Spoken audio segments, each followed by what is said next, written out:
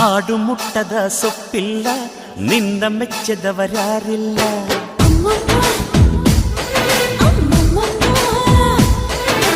ಜೇನಿಗಿಂತ ಸಿಹಿ ಬೇರಿಲ್ಲ ನಿನ್ನ ಮುದ್ದಿಗಿಂತ ಸಿಹಿ ಬೇಕಿಲ್ಲ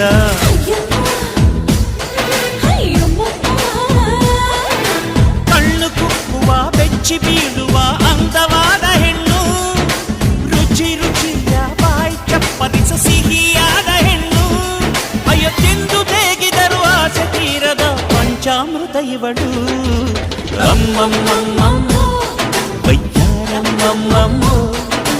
ಅಮ್ಮಮ್ಮಮ್ಮಮ್ಮ